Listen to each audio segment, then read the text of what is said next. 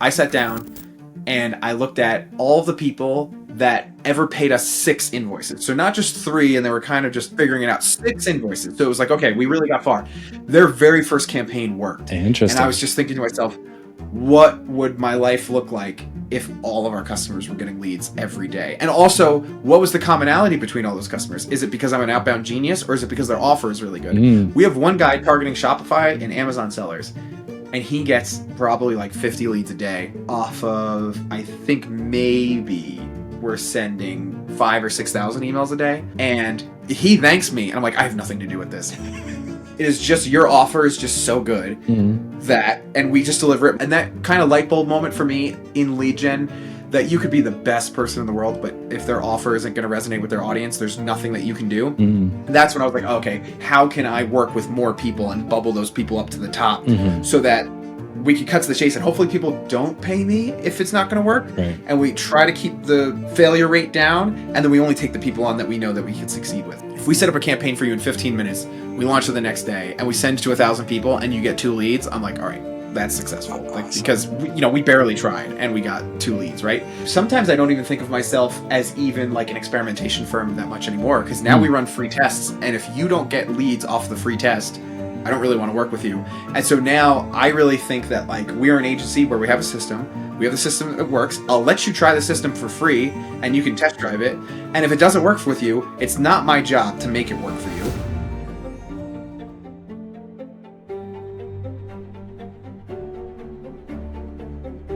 Eric. Hey, Nathan, what's up? Excited for this. I think it's been, like 6 or 12 months since we first talked about doing a podcast. And, oh my gosh, don't hurt my heart. I hope it's not that long. Yeah, I've kept it in the back of my mind that I wanted to sit down and do this as well too. Oh man, we've just been building so many systems and doing so many things that hopefully we can talk about today as well too. And then it just hit me today, and thank you so much for being available, because I was like, you know what, we should do this. And then you just hopped on, so this is great. I can't wait. Excited about it. Yeah. Got to strike while the iron's hot, since I know you're so busy. And it's so funny when people are like, oh, you're so busy. Like, I hope you're available for a call like this. I'm always like, it's because I'm the worst delegator in the world. And it's like, actually, I'm just a deeply broken human that like, I don't have time for anything. Right. So do you like, okay. I'll not jump into the weeds right away. I want to intro you first. I already have lots of questions. So before we jump in, Eric is the CEO of Growth Engine X. I and many people think of him as the OG of Clay and Outbound. Occasionally people confuse you with the CEO of Clay, I guess, especially when you're doing marketing for them. And he's been doing cold email 8 or 9 years.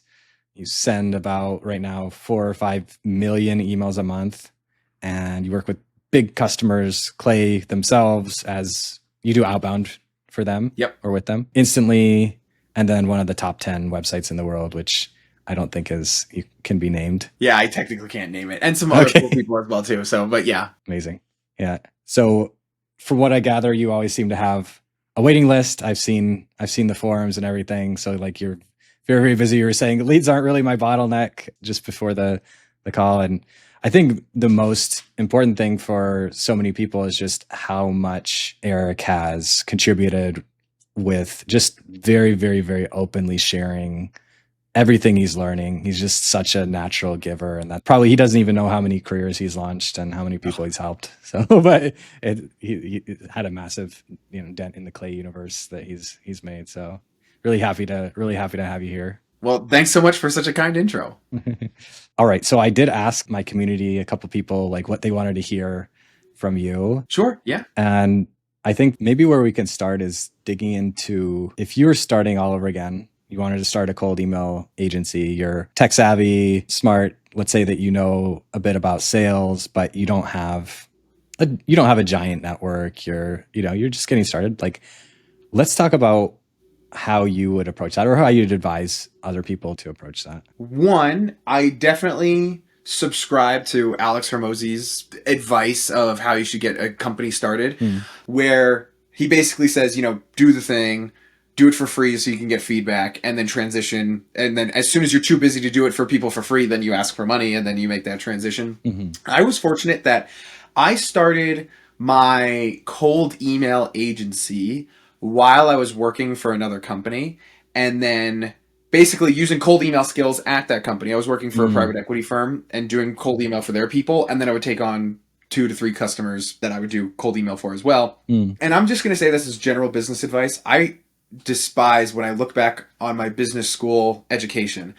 I think we had to make a business plan for multiple business classes for, 5 different business plans. And what was so funny was that everyone would always do startups. Everyone would always try to come up with some new idea, some new thing.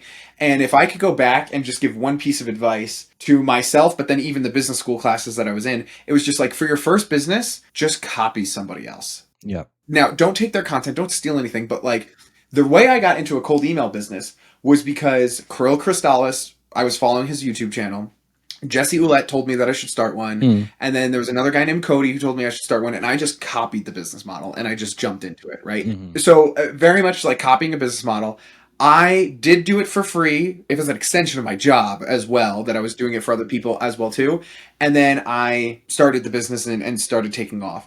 Now, these would be the days where my day job was paying me like $8,000 a month. And I had 2 to 3 customers that at that point were paying me. The first things that I was charging for was like $2,000 a month. Man, that almost came with like, I would do anything for you. Like if you paid me $2,000, I would do anything. I remember this is one of the stories that I think about when I look back and I'm like, oh my gosh, I had no boundaries and I would just do anything for anybody. They were paying me $2,000 and they asked for 100,000 personal email addresses and they weren't going to pay extra for it. They just wanted to use it for a custom audience. And shout out to Lead Hype. They used to have this tool called Scrape Hype that could scrape Sales Navigator. And in the output, you would pay $150 a month for the tool and you could get so many lists per day. In the output, it would include personal emails a percentage of the time, and I would just consolidate those lists and just give it to them. That's how I made the math work. I see. Interesting. On doing that.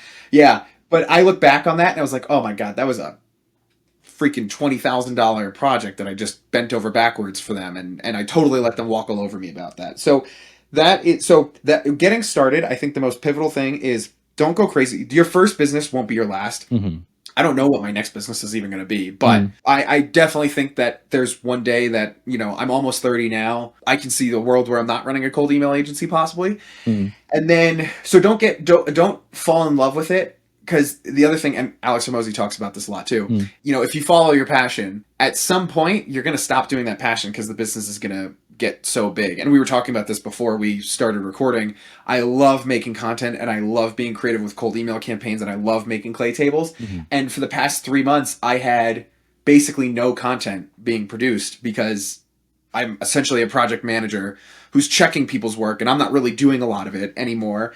And I have started getting back into it to help me create the content because that's how I made my content up until the time was it wouldn't take me any time to put a YouTube video together because I just built the thing for a customer, filmed the video, and then just shipped it, obviously with my Loom, strategy. Broad advice for everybody: copy somebody else's idea. Don't marry it too much. It's better to get started than to love the idea. And then, as far as getting started, Claygency wise, right now, and just like niche down into Claygency. If I needed customers today, this is still the thing that I would do. The way I got my first customers cold that weren't referrals or people who knew me was I would go and I would email people and I would say, hey, I saw you posting on LinkedIn. There was no AI at this time. So I was like, hey, I saw you posted on LinkedIn and people are liking your post. I scraped all the people who liked your post and I made this Google sheet for you.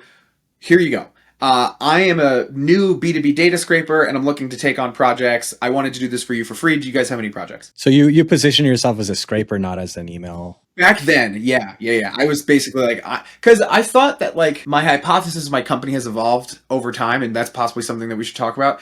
I thought being like a data expert was going to be what we were going to do, which it still is technically what we do. But as soon as somebody now asks me for data that's harder to get than just using Clay, then I'm just out. Like I just don't want to. It's just so much harder to train a team to be doing all those custom data requests. Right. Then I would say, I'm a B2B data scraper. Do you want help? But then the trick is that I sent the Google sheet in the email. Then I said, just request access to the sheets, then I know that you got it. So to protect my LinkedIn account, because there's no Trigify and there was no anything, I had to use Phantom Buster and scrape through my LinkedIn account. I would only scrape the list for the people who requested access. And then nobody knows what the Google Sheet link is, and then I would just share it from a different Google sheet. They're not going to compare the two. And anyway, I still would run that playbook today if I needed customers. And that's how I first got those customers. Then to just complete the story, I think that when you're first getting started, having another full-time job is really helpful. I really like the bigger the company, the better, because the smaller company you're at, they like really need you. And it doesn't feel as great, but if you're working for like Apple or something, they're never going to notice. And so then I was running my agency for about a year. I was scraping LinkedIn through my LinkedIn profile. And the thing I loved being able to do was to email people. I was so obsessed with this. I wanted to be able to email people and then create a Google search with what city they were located in so I can name a top restaurant in the area. And I don't know why the data that I was scraping didn't have the city. So I needed to enrich the LinkedIn profiles through my LinkedIn. And I got banned like 4 times or something. Oh, no. And so I actually took a demo of Clay a year before that. And I thought it was the dumbest product I ever saw in my life. I was like, there's no use for this. Why are we doing this? That was back when like the team had 4 people on it. They were doing group demos. It was crazy. Wow. Okay. Then I was telling people, I was like, oh, I really like this play, but I keep, getting my account banned. And then somebody was like, oh, you could just enrich the LinkedIn profile in Clay and it has the stuff in it. And at that point, they didn't have Clay credits at the time. It was like, okay. Oh yeah, there was a time where there was no Clay credits. Clay used to monetize by the amount back in my day when I was 22 years old. Yeah. Sorry, go ahead. Yeah, so it was by the amount of rows that you had. And so you would pay for the bottom tier plan had like 500 rows per table. Middle was like 1,000 rows per table, and then the highest tier plan was 2,000 rows per table. Didn't matter how many columns you put in, didn't matter anything. So I would just load up a bunch of LinkedIn profiles, enrich them, download it, delete the rows, and then run it again, and they just weren't charging for that. So then Clay, at that time, would spy on their users, which I did as well, and this is a common thing, like just watching how users are using the product. I was using Clay exactly the way that they wanted people to be using Clay. So then Varun reached out to me and he was like, hey, like, can you tell me what your use case is? How are you doing this? What are you doing? And then he was like, you're the perfect person that we found an ICP with. Can you teach other people how to do this? And I said, yes. And then that was just contractor. And then he was just like, you know what, could you just join the team? And so then I said, if push comes to shove and I have to pick between my agency and Clay, I'm going to pick my agency, but I'd be excited to join the team, this, that, and the other thing. Working at Clay was, it's like an understatement to say that it was a life-changing experience for me. It was absolutely amazing. If I shut down my agency tomorrow, I would just go beg for my job back at Clay. I still think the company is amazing. Fast forward a little bit. I worked there for a year. Push did come to shove, and I'm just a terrible enterprise salesperson. I can't stand enterprise sales.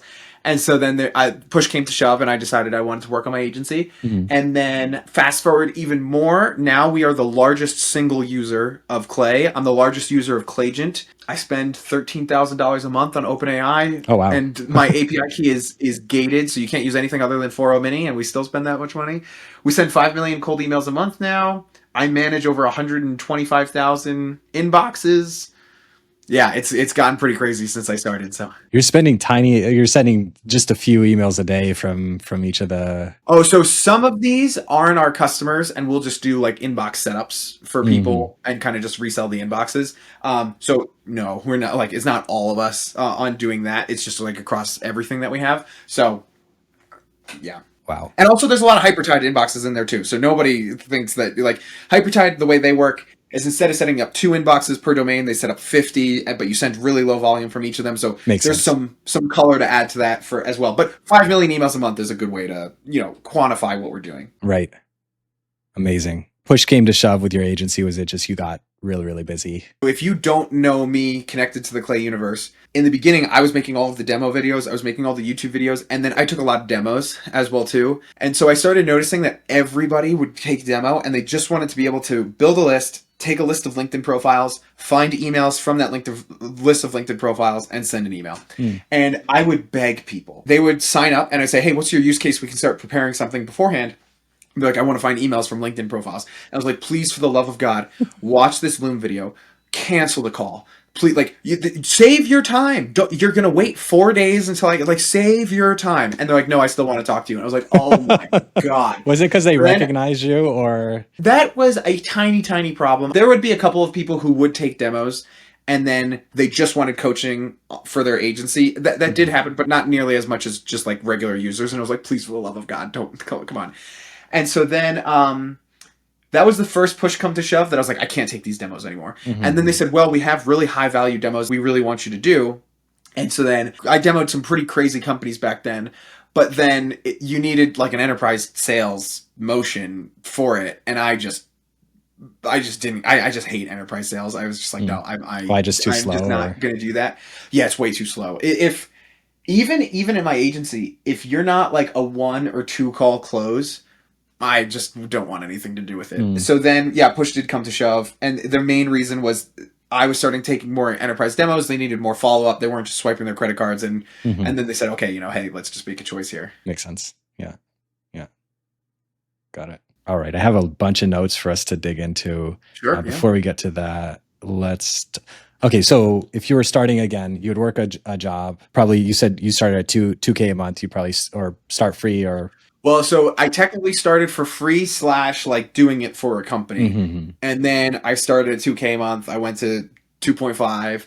I think then we were at like 3 and 3.5. And then for the longest time, we were at $5,000. And now we're basically at like 6,500.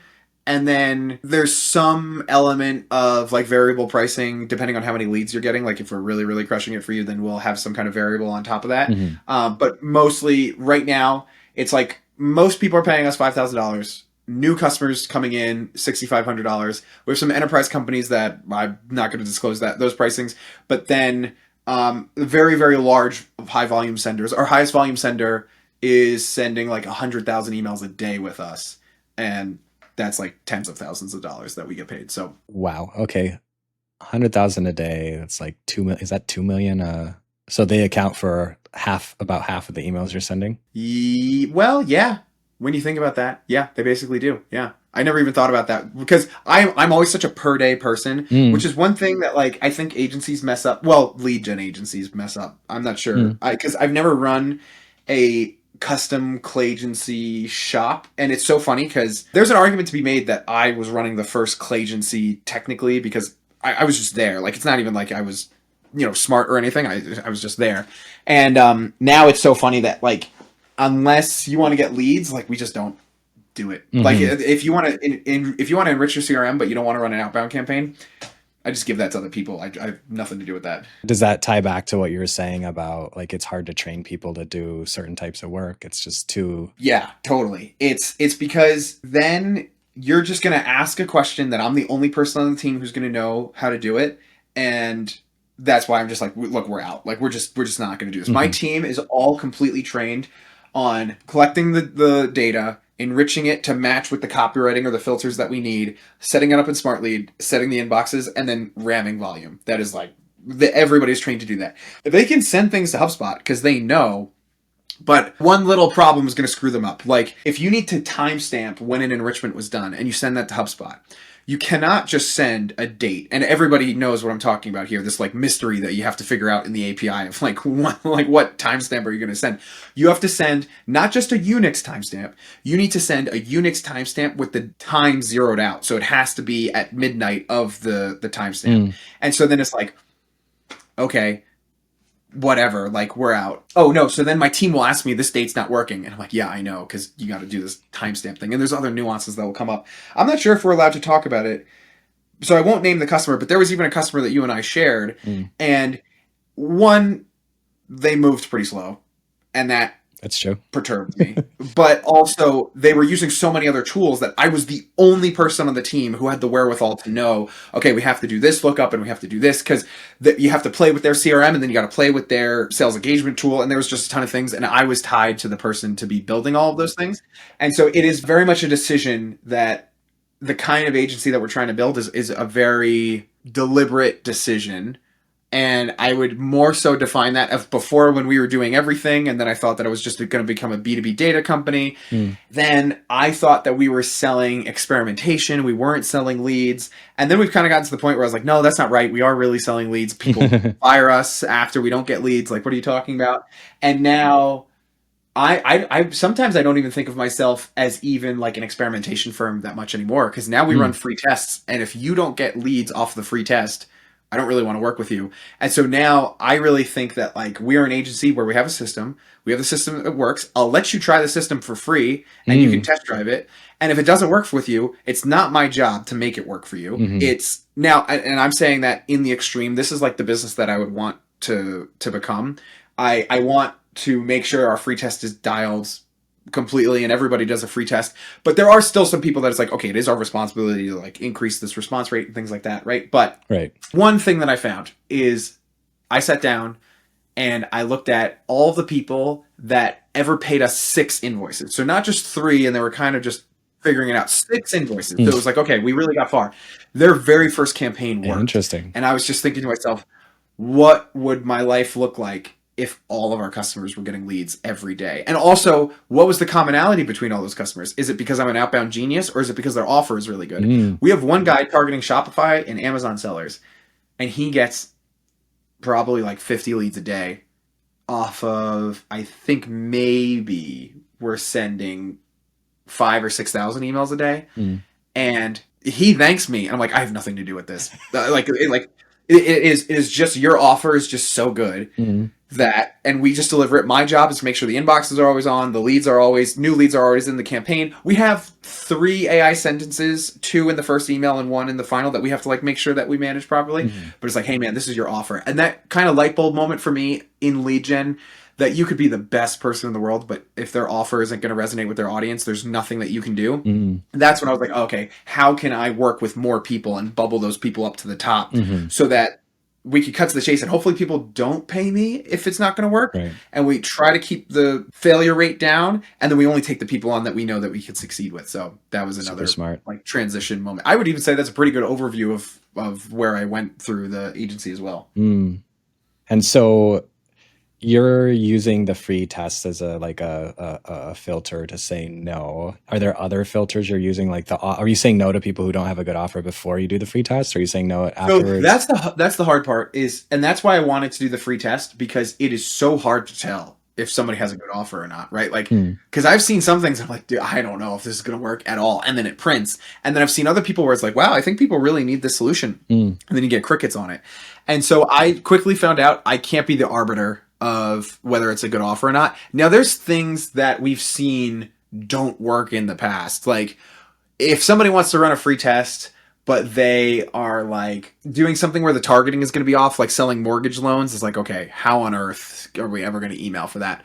Or they're a cybersecurity company, a website development company, a staffing and recruiting agency. I'm trying to think of everybody. So many of them. Yeah, I'm trying to think of anybody too, like that we just don't work with. If it's one of those, then I'll just be like, hey, I've made a YouTube video on this of like the best things that I think that you should try. You're going to have to send a lot of volume, and we're just not that good at it. This is what you should do. Don't pay an agency, spend all the money on the list and the inboxes, and then you just go back and forth on the copywriting and try new things. That's what I'll kind of say to those people. And then after that, we want to make sure that the product is differentiated. The target addressable market has at least 100,000 people in it. If the LTV is below $5,000, then we start thinking of ourselves more as Facebook ads than really cold email. So if the LTV is below $5,000, we really want to see a TAM of like 1 million people instead. And then differentiated offer, hopefully the natural agency progression. We're just kind of working with bigger and bigger companies, just because like one problem that we've had with smaller companies is we would get them leads and then they just wouldn't close it. They'd ignore them. And then they would blame us. And I was like, well, you don't really have a sales process. So like, I don't really know what to tell you. So then like now it's starting to become more and more a requirement that you actually have a sales team, and it's not just founder-led sales and those kind of things. But that's another like progression where we used to have none of those rules. And then those are kind of the things that we've layered on over time. Interesting. So are you avoiding it? I mean, obviously you work with big companies, but are you personally selling to those enterprise companies, or do you have someone else who's doing that? Because you were saying, oh no, every single sale. Basically, so for those large companies, I still personally sell to them. So I'm not doing any active sales to these large companies. Basically, they'll find us through Clay content, and then they'll reach out. And I will say to the enterprise companies flat out that I'm like, all right, look, this is what we charge everybody. For you, if you do this, well, okay, I'll be transparent about that. If you're going to put me through a procurement process, that's going to take like 2 months to figure that out. 5x. Yeah. And you're going to put me on anything longer than net 30. and you want all these integrations and you want all this other stuff, it's going to be quadruple the price. And it's just, quite frankly, because I just don't need you as a customer, and I just don't want to go through that. But if we could do a net 30, we can speed run procurement. We could do this as a test. I don't need to talk to your security team, because to their credit, every security team has problems with multi-domain, multi-inbox sending, and that, Smart Lead isn't SOC 2 compliant, and, all this other stuff. And it's like, that's just not my problem. Like, if you want to work with us, great. But if you have a problem with all those things, then you just don't have to work with us. And so I don't seek them out, but if they come inbound to us, I'm still selling to them. For the free tests, now my team is doing the free tests. So if you sign up on like our YouTube channel or on our website and you want to get a free test run for you, we'll still, like, I'm helping screen them still. And then, like, if we have questions, I'm reaching out. But then I have somebody on my team who, I think he just did another successful free test this morning. And we call a success, like, if we set up a campaign for you in 15 minutes, we launch it the next day, and we send to 1,000 people, and you get 2 leads, I'm like, all right, that's successful. Like, because we barely tried, and we got 2 leads, right? If they got 1 lead, I wouldn't really expect anybody to move forward with us. But so, yeah. Wow, I love that. Sounds super, super systematized. Oh, I hope so. That's like, I really think that the free test is, and I love talking about it openly, because it's like, there's enough room in the world for everybody to run a free test. It's, you totally should do it. It really aligns expectations of everybody involved. And it also lets us know, are we going to take on, because even when people aren't even problem customers, because they're great people and they're great to work with and they're not difficult to work with, but it still sucks to not get somebody leads. Right. To just know that, like, okay, we believe that we will be able to get you leads here. It just starts everything off on the best foot. And then also on top of that, it is a great lead magnet. It's like, I could run ads, I could run a cold email campaign, I could message people on LinkedIn, I could post about it on LinkedIn. If you're looking to run a outbound campaign, your first campaign's for free on us, it also definitely helps on that side as well too. We don't even talk about it that often, because we get then too many people who want to run it afterwards. So yeah. I love that. You mentioned in the beginning you had problems with boundaries, and now it's based on what you're saying, it sounds like you've systematized saying no really well, or it sounds like you've developed that skill. Yeah, so I definitely have a lot of problems with boundaries, and even to this day I probably have a lot of problems with boundaries, but like that, I was almost forced to solve that. I don't even really have any tips for like solving that, because I just get forced to solve that because, one, we were down that path in the past. Somebody asked us to do something and it didn't go well, and I don't want to repeat that experience. And then I'm just transparent with them. I'm like if it's a staffing and recruiting company, I'm like, hey, we stink at this. Like the full blood, like, we're just not good at this. Don't hire us for this. But then if it's like, I was just talking to somebody else and they wanted somebody to build into Clay a way to enrich their entire TAM, make these custom HubSpot lists, and then have the ability to set up Smart Lead and then notify HubSpot when they finish their sequence so they could cold call them. And then after they went and they cold called them twice, send it to HeyReach so that they could reach out to them on LinkedIn and just all this other stuff. And I was just like, dude, I could just see I'm the only person on my team who has enough context on all those tools to do that. No way, this just isn't going to go well. Boundaries definitely comes with a little bit of like the ability to say no. Like I said, I don't totally get into a lot of like money things publicly, because I for a lot of reasons, but like I've said this before, that Clay has helped me become successful enough that my house is paid off for. So then it's like, so whenever people are like, well, he can set boundaries, because of XYZ, I totally get that. I know in the beginning, I was just talking to another agency owner. He was complaining and he was like, oh, these customers aren't getting results. Like, this isn't happening. I was like, oh, I'm so sorry. They are in our rule book. This is an SEO agency. It is in our rule book to not take on this customer. So I don't know how to really help you, because we haven't figured out anything for these companies. And so I think the thing you need to do is just do as right by them as you possibly can. Just show up, put yourself on a pip, message them every other day, tell them what you're thinking about. Like, you just got to over communicate, and they're going to churn, but like you just got to try to save face as much as you possibly can, and then just never take on a customer like this ever again. So like those things definitely happen. And I mean, sometimes we still are not big enough that we don't refuse customers just because we're like, this is kind of borderline. We're not sure how this is going to go, but the cash flow like that, it still is just like an agency thing for sure. Makes sense. Yeah. I think people can get, especially in the beginning, can get in a tar pit where it's like, I need customers, so I'm not going to be selective, and it's hard. I think that's the biggest thing, because I kind of felt like I rocket shipped. I also left Clay, so there's probably a lot to do with it. But I felt like I rocket shipped from like 30K to 80K a month really, really fast. And I think a lot of it had to do with saying no to people that I just knew it wasn't going to go well for. Mm. And so, because then it's like, it just frees up your time. Like your bad customers take all of your capacity, they take everything from you. And your good customers then get neglected because of that. And that really stinks. And so that's, again, the reason for the free test and all those other things. But yeah, if you're just starting the agency and you feel like you're in there, it's kind of like the rite of passage and everybody's in there and, you know, you kind of got to do it. But always do right by your customers as much as you can. If you made a mistake taking them on, do the best that you possibly can to fulfill on everything that you said you were going to do and all that other stuff. We only have given one refund, so we fortunately have never gotten that far. But yeah. So it was just like, we've been fortunate enough that I think we've never had to give a refund because I'm so fast to be like, we'll just work for free. Like, and we'll just give them a month for free. So I think that's why we've never had a refund. We only had one refund, and I don't have to tell that story, but that was just crazy. But anyway. I see. So as for hiring, how do you think about hiring? This is another one of those things that if I were to go back in time, I would probably try to hire a person earlier than I thought I needed to hire a person. And so I forget what stage I hired my first person. Maybe it was at like that 30K a month-ish, because I was kind of using a virtual assistant a little bit. They weren't like really a full-time employee. I would definitely try to find some people. Today, if I were to redo it, the way I did it is at that time, we weren't so sophisticated in Clay and we didn't really need all of that stuff, that I just needed somebody with sales experience. So I went to people who had past experience, not the people who are currently working there. I went on Sales Navigator and I looked for people who used to work at outbound marketing agencies. So like Science and Belkins and Predictable Revenue and Leadbird and just like all these other companies. And then I would look for people who, while they were working at one of these companies, they got a promotion while they were working at one of those companies. And now they're working for a different company. Like, do not steal from our lead gen friends. Like, don't do that. But now they're working for a different company. And then I would just reach out to them and I'd just say, hey, I'm trying to grow my agency. I saw your work with Science in the past. I mean, that's literally like Science shut down their Mexico division. And now we have like a mini Science in my business, which is kind of funny. My first like 3 employees from Mexico were all from Science, and they shut down the Mexico division. I didn't steal.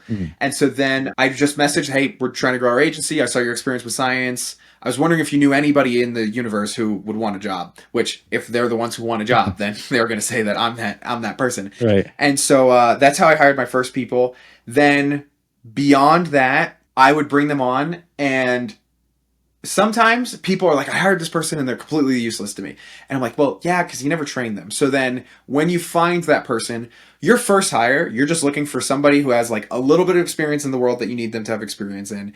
And you need them. And then the budget, if you're looking for people in Mexico, India, Philippines, Colombia, like those kinds of places, base level people who don't have a lot of like sophisticated specialized skills, every person that I hired from there, they asked me, this was 2 to 3 years ago, they asked me that their salary was $900 a month, and I wouldn't let anybody get paid that. So we started everybody at like $1,300 a month, and then we like moved them up. Now that's, I would say $1,300 isn't even the minimum that we pay. But anyway, so you can, and that's why you want to go to like a Mexico or a Colombia or like Philippines or India or something like that, just because you can get really great people at rates that work for their lifestyle, but then also work for the budget that you're on. Right. And then because it's $1,300 a month or something, you only need to be at like 12K MRR, like make that work or something, and I would just hire them way earlier than I thought. Then to train them, what I would do is every time I was working, I also expected that like they were not going to help me for the first 60 days. Like I expected they were not going to help me at all for the first 60 days. And then every time I worked, and I still do this to this day because it's just the most effective way to train people in my opinion. Every time I worked, I would just say, hey, I'm going to open up a Zoom. Just watch me do this. And I would explain every decision I made and why and all of those things.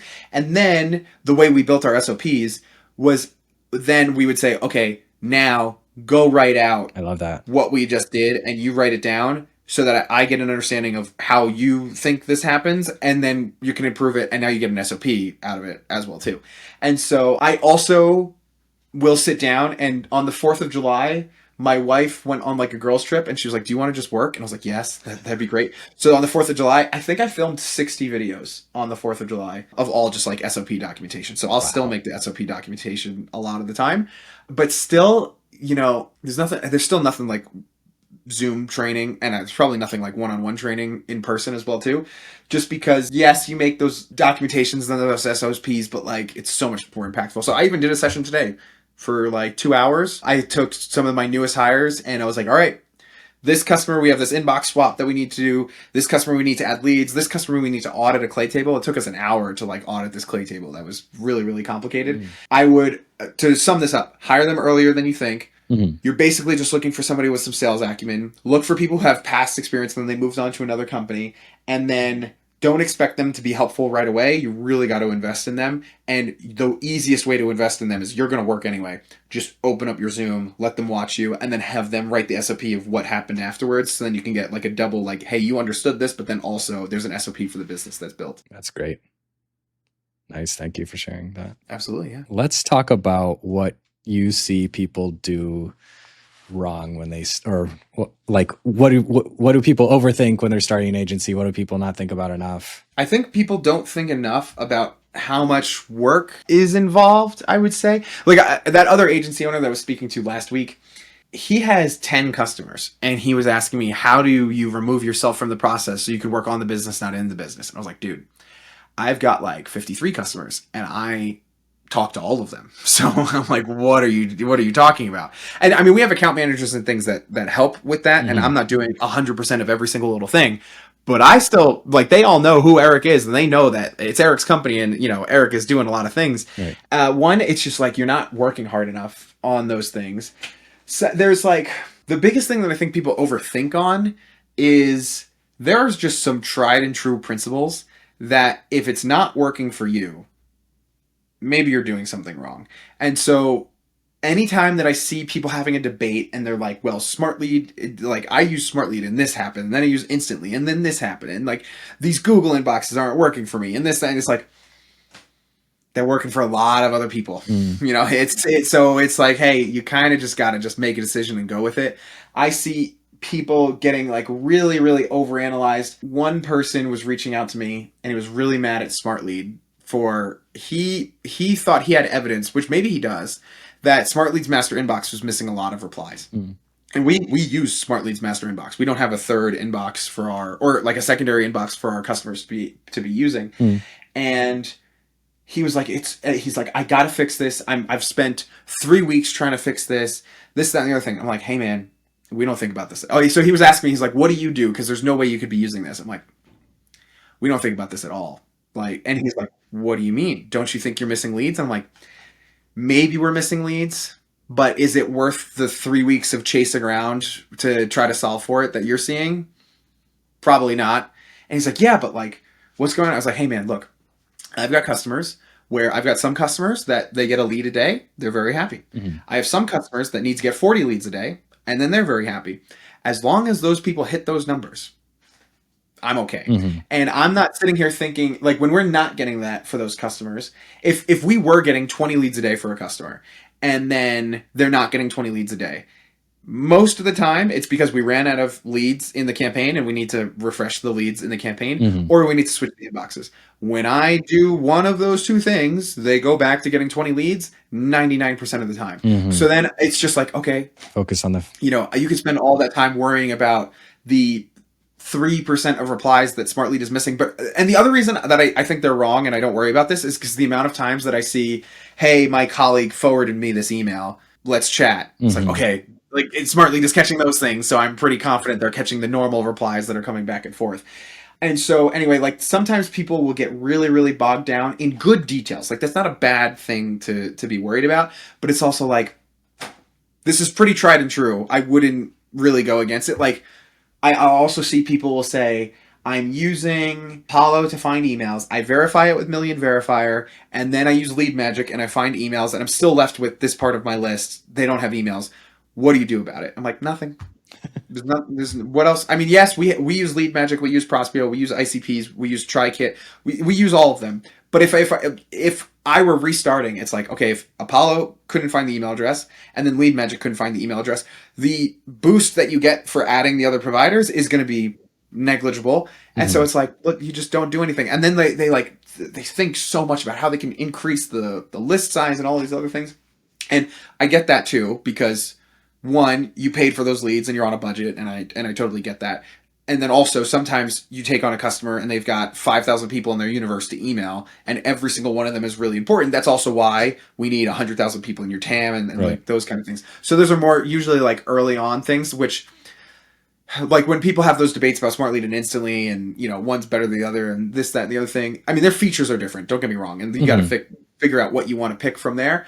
But then when people are like, no, this has to happen, it's like, usually like you just took on a wrong customer, or you're just like overthinking something like that. So those are some of the things I see. Thank you. What would you say are algorithms for success? You've given some already, but like the one I think of is just like extreme giving, with like sharing a lot of content. But do you see other things that have really helped you? If we're talking about like micro, just on cold email campaigns, it's like, it feels like a cold email campaign can go wrong for 1,000 different reasons, but there's only 3 reasons a cold email campaign could go wrong.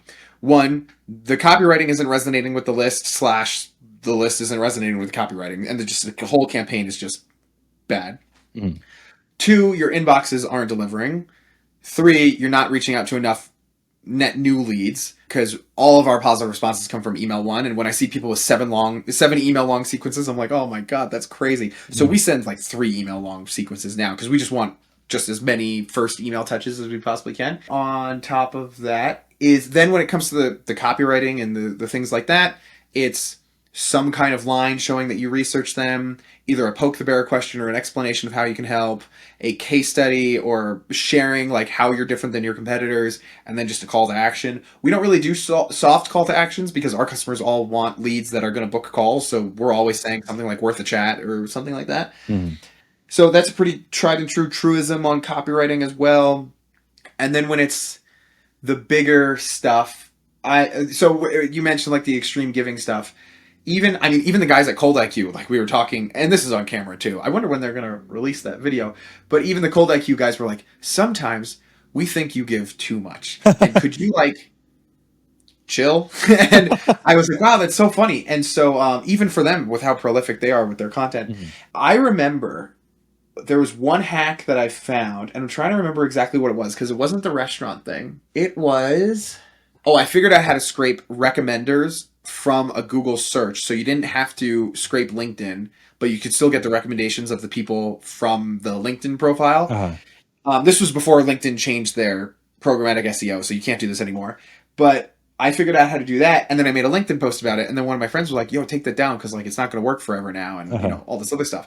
And so I'm like, what? Like, and what was funny is I was like, okay, the amount of social proof and, you know, goodwill that I'm going to get for posting this to the 30 people who are going to see it versus, you know, those people who are going to use those strategies. Come on, nobody's going to see it enough that they use the strategies. And now what's crazy is like, I'll get emails that it's really hard to say that like I came up with something, because it's like, how do you know? Like, did I actually come up with this thing?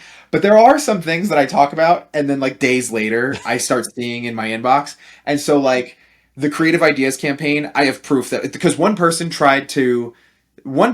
reached out. You're talking about the 3 creative ideas for their business. Yeah. So if you don't know what the Creative Ideas campaign is, this was like when GPT-4 first came out. I actually discovered this campaign running outbound for Clay when I worked at the company, because I was like, oh, GPT-4 is actually really good at me saying, this is what Clay can do. This is the company. Give them 3 bullet points of how they should use Clay. And it was great. And then we ran that campaign and it just crushed. And we actually only had to turn off outbound when I was working at Clay, because we just had so much inbound that it just didn't really matter. It was just a drop in the bucket to do outbound.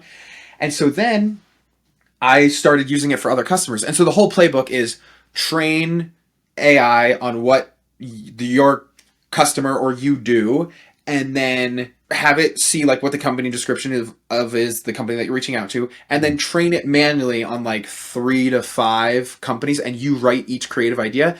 So when you run it with AI, you get, everybody talks about relevance, but it's like such a freaking relevant email when you send something like that. And so I'll receive those in my inbox. And then lately we found that Claygen is really good at going to a company's website and finding a case study. And then you either just name drop the case study by itself, or you say like, hey, I saw the work you did with XYZ company and how you helped them do blank is what I wanted to get connected about. And I'll get those emails. I'll get emails where you name drop another person on the team and be like, oh, Nathan, I'm not sure if this is for you. Should I reach out to this person or this person instead? All things that like I've put on my YouTube channel, and then days later people will message me and I'll email them and I'm like, hey, I just want to know, do you happen to watch my channel? Because like this looks like a video that I just posted. And every time that they respond, they did say that they got it from me. So now it is starting to get to be like, oh wow, this is kind of crazy that like I will put something out there and then people, but now Clay is so flexible and Clayagent is so good that it's like another reason why our content kind of slowed down is because now we're starting to do things that it was not valuable to a single other human in the world. And that's where I think, and that's the truism that I wanted to get to here, is that when you're running cold email campaigns, you want to think about, and I've been saying this for 2 years, so there must be something to it. You want to think about, okay, if I were to research this company manually for 10 minutes, what am I looking for and how does it change my message? And that's why like a lot of things is, and maybe it's like Clayagent is so powerful. That's another reason that we're not really posting about it. Cause then every post is just gonna be like, we use Clayagent to do this. We use Clayagent to do this. And so, that's another truism when you're doing outbound is people are always like, well, what are other companies using AI? Like, how are they doing it? Like, well, I have another company using AI targeting the person's LinkedIn posts and saying, hey, I saw your LinkedIn post about this, and the last time you posted on LinkedIn was 4 days ago. I think you need a LinkedIn scheduling tool. Do you want to try ours? Blah, blah, blah. That has nothing to do with helping VPs of finance save money on, their like cloud bills or something. So it's like, well, what do you want to do here? Like you're not going to steal that. And so that's another truism for sure. That's really cool. Just to clarify, if people don't know what you're talking about with this, like you want it, like as a thought experiment, you say, if you could research every customer 10 minutes before reaching out to them, like what would you say to them? And then you reproduce that with Clayagent. And yes, yeah. Okay. So we had another person who they were like, all right, it really matters to us that this property management firm is managing at least 100 units, and we want to know if it's commercial or residential. And it's like, that's a Clayagent task. You probably want to do something a little bit more like Zenrose with AI on top of it, just to make sure you really nail it. Which, if you'd like, we could talk about why I would suggest that. But yeah, that's the thought experiment for sure. Got it. Yeah, why would you suggest Zenrose instead of just because Clayagent? The way Clayagent works is you give it a prompt, and then it develops a path of how it feels like it's going to complete the task, and it has no way of, and maybe it does now, but if it did, this still wouldn't be true. If that path was incorrect, to then go back and say, oh, that path was incorrect, let me recalibrate and go. Also, you don't want it to do that because then the cost would also get excessive, because then how many times is it going to recalibrate and keep going? And so if it decides, okay, the way I'm going to find the property, like the amount of properties that they have under management is I'm going to go visit the about page. And then it's like, oh, it's not on the about page. Oh, there's no properties under management here. But really it's on the home page every time. Then it's like, all right, you're not going to do that. So when we know that it's probably something that's going to be listed on the homepage, we will scrape it with Zenrose and then have an AI column, a regular AI column, read the text from the front page. Mostly then, because Clayagent, you can't train what you want the output to be. But then if you give it a block of text and you manually read it and you train it 5 times to say, oh, this is the units, this is the units, this is the units, there's no units here, this is the units, then you're in much more control and you're going to have more accuracy there. That's even the feedback that I gave to the Clay team on their custom signals product. Because now they have these custom signals and they're like, okay, so then Clayagent is going to go find when they have a pricing change. I was like, guys, one thing that you're not thinking about is now Clayagent is going out. What if Clayagent then returned that Clay has a 349 plan, and then you have a scheduled run, and next week you run it, and then it's like, oh, it's not just a 349 plan. There's a 349 plan, a 550 plan, or whatever it is, and an $800 plan. It would come back as a signal change, but it's not actually a signal change. It just picked up more of the information when you reran it a different way. I see. And so I've even told the Clay team that they need to have a better way of like being able to take more of the data, like more text, and then look for a change across like 3 links deep within a website, not just one page on there. And so this is even like the nuanced training that when you train your team, it's really hard to like, how many Clay tables can you build before something like that is going to come up? And you're going to have to know that nuance, which is another important reason of hopping on calls and training people live and things like that. Almost to the end of my questions. What big mistakes have you made, or like funny stories or something like that? Oh man. You don't have to. For anybody running a Clay agency, we will no longer update somebody's CRM in one go, ever. Even if they tell you to do it, we just won't do it. And we will never update somebody's CRM without a lookup and a backup of everything that we found. So one mistake that we made was we built out this whole Salesforce like enrichment thing, and this is also why we kind of don't do Salesforce enrichment. And Clay, it used to be that if you kept a field blank, it wouldn't just like not touch that field. It would make the whole field blank in Salesforce. It was pretty crazy. And so we didn't know that. And so that was one problem that we had. But then also to build the workflow and the enrichments, we were using sample data because we didn't have the customer list yet. So we were just using random data from Apollo. Right. So we also sent random ass data from Apollo in there. And then we didn't have any way to delete the data either. So that's why we also stamp it. Like whenever somebody is like, override this email property, like, no. We're going to make a Clay : email property. You're going to like that first. And then one day we can merge it into your email property.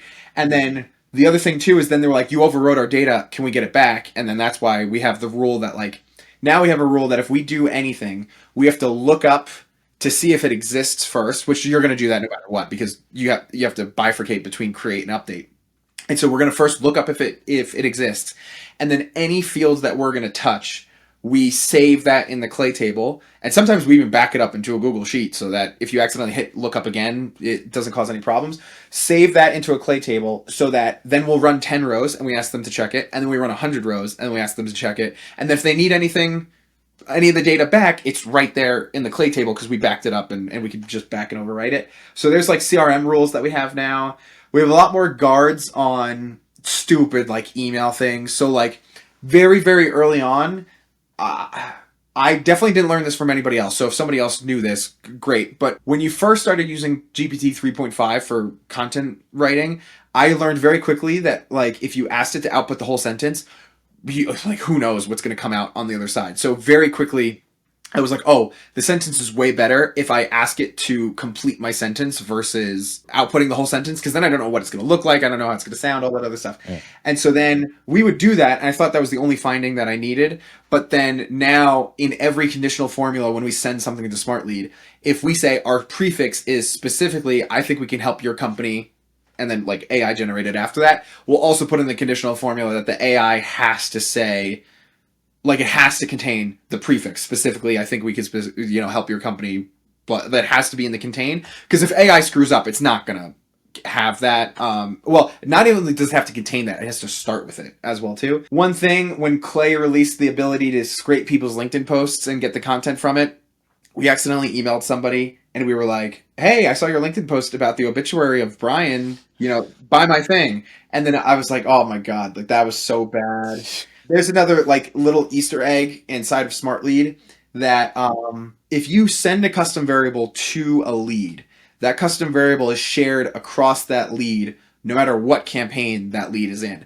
So if your custom variable is first line, then whether they're in a campaign selling to VPs of finance for expense management, they're going to get that first line. Or if they're a VP of finance and you want to sell staffing recruiting to them, they're still going to get the same first line, whichever one was overwritten last. This one was actually kind of funny. We were doing a staffing, like an overseas staffing offer, which those used to work really well. And then I think they've just gotten too commoditized. But anyway, we were basically using AI to figure out what boring tasks somebody was probably doing in their job. And we're like, as the CEO of this company, you probably have to do these boring things. And then saying, like, we could have somebody overseas take care of that stuff for you. But then at the same time, we were sending a campaign about people selling their business.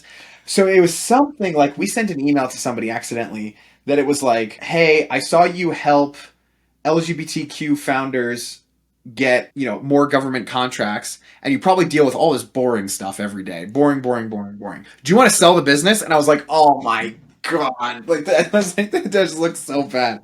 So there's like stupid stuff like that. So now when we do our copywriting, customers will even ask, they're like, why is your custom variable first line _ my name, 6 or something? I'm like, oh, we're not even gonna go there. Like, stupid things that I talk about all the time is like, we used to set up like 30 inboxes for a new customer, and then we'd use all 30 inboxes because I thought, okay, hey, they need to send 500 emails a day. With 30 inboxes, you have the capacity to send 900 emails a day. let's just send 5 emails from each of them. That math doesn't even work out. But let's send, they need to send 500. Let's send 15 emails from each of them, and we'll just keep it down low. But then we learned, oh, crap. As soon as you start sending emails from them, like, people are going to start marking them as spam. And when they go bad, all of them are going to go bad. So you have to batch inboxes instead of using all of them in one go. That kind of stuff. Trying to think of other stupid mistakes. Maybe mispricing things is another thing. I don't know. I've made a lot of mistakes. Like, we could keep going. Those are good. Those are good fun ones, and yeah, I think useful for people. Nice, man. This has been awesome. I can't wait to go through it, and I know a lot of people are gonna get a ton of value from it. So yeah, I really appreciate you taking the time. Glad we could get this on the books. Absolutely. Yeah. Thanks for having me. Yeah.